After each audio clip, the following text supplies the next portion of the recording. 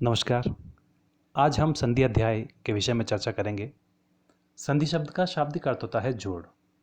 यदि हम ध्यान से देखें तो हमारे शरीर में जहाँ से भी हम अपने शरीर को मोड़ने में सफल होते हैं वह स्थान भी जोड़ होने के कारण संधि ही कहलाता है। जैसे हाथ को हम कोहनी के माध्यम से मोड़ पाते हैं, इसी प्रकार हमारी अंगुलियों में भी दो संधियाँ अर्थात जोड़ हैं जहाँ से हम अंगुलियों को मोड़ पाते हैं। इसी प्रकार दिन और रात का मेल अर्थात संधि होने पर संध्या शब्द बनता है, जिसे हम शाम भी कहते हैं। यह भी दिन और रात के मेल से बनता है, अतः यह भी एक जोड़ अर्थात संधि है। इसीलिए संस्कृत में इसे संध्या भी कहते हैं।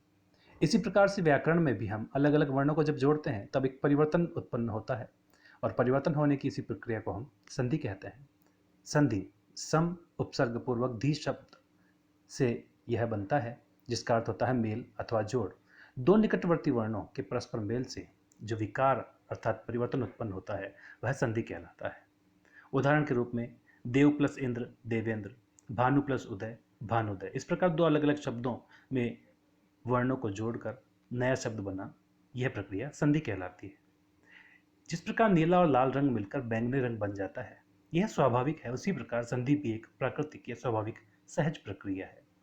जब संधि किए गए दो शब्दों को हम अलग अलग करके लिखते हैं तो उसे संधि विच्छेद कहा जाता है। जैसे विद्यालय अलग अलग करने पर विद्या प्लस आलय।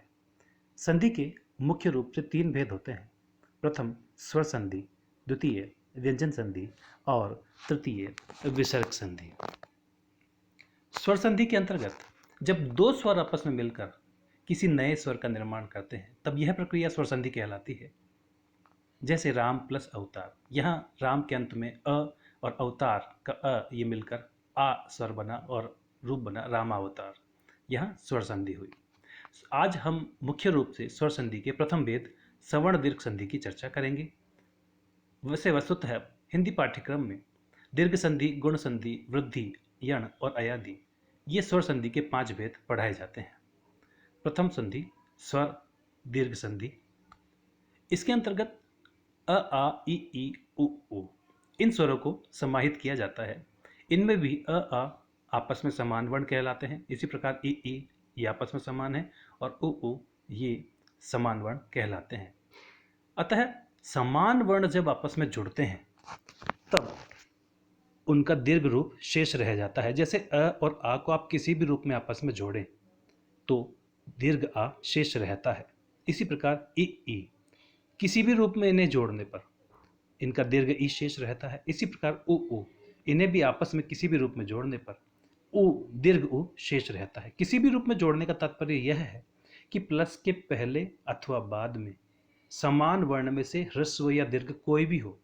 जैसे अ आ, प्लस के पहले और बाद में अ और आ में से कोई भी ध्वनि होने पर दीर्घ आ ही शेष रहता है। इसी प्रकार प्लस के पहले और बाद में ई और ई दोनों में से कोई भी ह्रस्व या दीर्घ होने पर भी दीर्घ ई बनता है। इसी प्रकार प्लस के पूर्व और बाद में उ और उ दोनों में से ह्रस्व या दीर्घ कोई भी पहले या बाद में होने पर भी दीर्घ उ ही बनता है। इसके उदाहरण देखते हैं। परम प्लस अर्थ, यहाँ म में अ, इसी प्रकार प्लस के बाद भी अ स्वर होने से अ और अ जुड़कर आ बना और रूप बना परमार्थ। इसी प्रकार हिमालय सिद्ध हुआ। रवि प्लस इंद्र, वी में ई स्वर, इसी प्रकार इंद्र का ई ये दोनों मिलकर दीर्घ ई बना और रूप बना रविंद्र। इसी प्रकार नदीश संपन्न हुआ।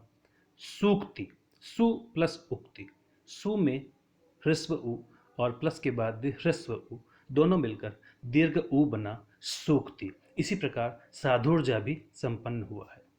इन्हीं उदाहरणों का अनुसरण करते हुए नियम की मदद से आप भी निम्नलिखित वर्ड शब्दों की संधि बनाने का प्रयास कीजिए। गिरि प्लस ईश, गुरु प्लस उपदेश, सदा प्लस आनंद। आगे की संधियों का अध्ययन हम आगे के वीडियोज में करेंगे।